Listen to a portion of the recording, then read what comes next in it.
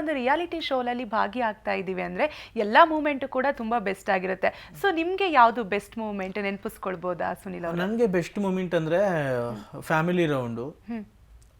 ನಂದು ನಮ್ಮ ಅಪ್ಪನ ಜೊತೆ ನಮ್ಮ ಅಪ್ಪ ನಾನು ತುಂಬ ನಮ್ಮ ಫೋಟೋನೇ ಇಲ್ಲ, ಯಾಕಂದರೆ ನಾವು ತುಂಬ ಹಳ್ಳಿಲಿ ಬೆಳೆದವರು. ಅವಾಗ ಅಷ್ಟೆಲ್ಲ ಇನ್ನೂ ಟೆಕ್ನಾಲಜಿ ಮುಂದೆ ಇರಲಿಲ್ಲ, ಮೊಬೈಲ್ಸ್ ಎಲ್ಲ ಇರಲಿಲ್ಲ ಅವಾಗ.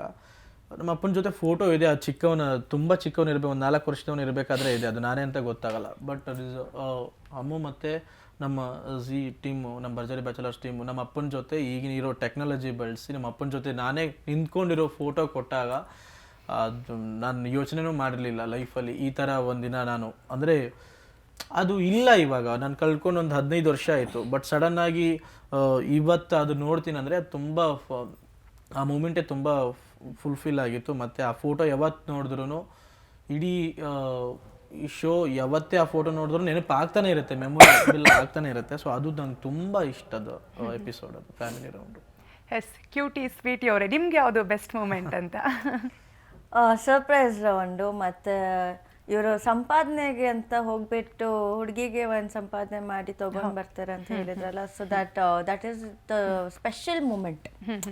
ಬಿಕಾಸ್ ಲೈಫಲ್ಲಿ ಎಲ್ಲರಿಗೂ ಹುಡುಗಿರ್ಗೂ ಆಸೆ ಇರುತ್ತೆ, ನಮ್ಮ ಹುಡುಗ ನನಗೆ ಅವ್ನು ಇಷ್ಟೆಲ್ಲ ಸಂಪಾದನೆ ಮಾಡಿ ನನಗೆ ಏನು ಮಾಡ್ತಾನೆ ಅಂತ ಇರುತ್ತೆ. It might be lower class, middle class, higher class, ಯಾರೇ ಆಗಿರ್ಬೋದು, ಎಲ್ಲರಿಗೂ ಒಂದು ಹುಡುಗಿಗೆ ಕನಸಿರುತ್ತೆ.